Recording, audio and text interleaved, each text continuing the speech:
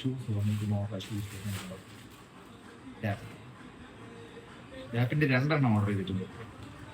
ഒരു ബ്ലൂ കളറും ഒരു റെഡ് കളറും. സോ ഏതാണ് നോക്കാതെ. യെസ്, സെറ്റ് സാധനം. ഇതെന്തും കളറാണ്? ഐഡിയ ഉണ്ടോ? ബ്ലൂ ആണ്. ബ്ലൂ അല്ലേ? ബ്ലൂ. അവരുടെ പേര് സെറ്റ് എന്താണെന്ന് എനിക്ക് അറിഞ്ഞൂടാ.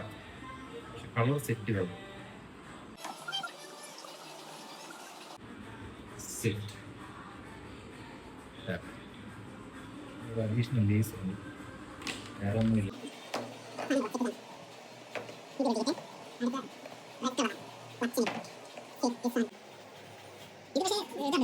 ടെക്സ്ചർ വ്യത്യാസമാണ്.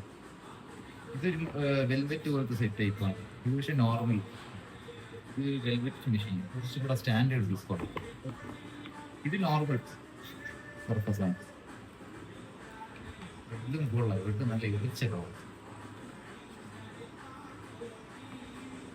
അയ്യോ, ഒരു ലേസ് റെഡും ഒരു ലേസ് ബ്ലാക്കും. അപ്പോൾ നീ വിചാരിക്കും ഇത് ഫാഷനാണ്.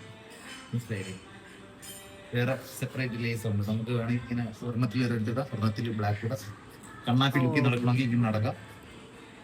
അല്ലെങ്കിൽ രണ്ട് ഒരേ കളറിലുള്ള ലേസ് ആണെങ്കിൽ ഒരേ കളറിലുള്ള ലേസും ഉണ്ട്. പക്ഷേ സെയിം അല്ല. ഇതിൽ നേവി ബ്ലൂ ലേസ് പിന്നെ ബ്ലാക്ക് ലേസ്. ഇതാ ഐറ്റം ഡാപ്പിൻ്റെ പവർ ലിഫ്റ്റിങ്ങിന് യൂസ് ചെയ്യുന്നത്. ഇത് ആക്ച്വലി പറഞ്ഞു കഴിഞ്ഞാൽ 100% പവർ ലിഫ്റ്റിംഗ് ഷൂസ് അല്ല. എന്നാലും ഒരു പരിധി വരെ നോർമൽ ഷൂസിനെക്കാട്ടിലും ബെറ്റർ ആണ്. കാര്യം എന്ന് വെച്ച് കഴിഞ്ഞാൽ കണ്ടോ, ഫ്ലാറ്റ് സർഫസ് ആണ്. ഹീലില്ല, കംപ്ലീറ്റ്ലി ഫ്ലാറ്റ് ആണ്. നമ്മളെ ഫീറ്റ് കറക്റ്റായിട്ട് ഗ്രിപ്പ് കിട്ടും ഇതിൽ. ബാക്കി നോർമൽ ഷൂസുകളെ പോലെയല്ല. ലിഫ്റ്റിങ്ങിന് ഒരു പരിധി വരെ നല്ല അടിപൊളി ഷൂസാണ്. പിന്നെ ക്വാളിറ്റി സ്റ്റിച്ചിങ് ഒക്കെ പോലീസ് ആണ്.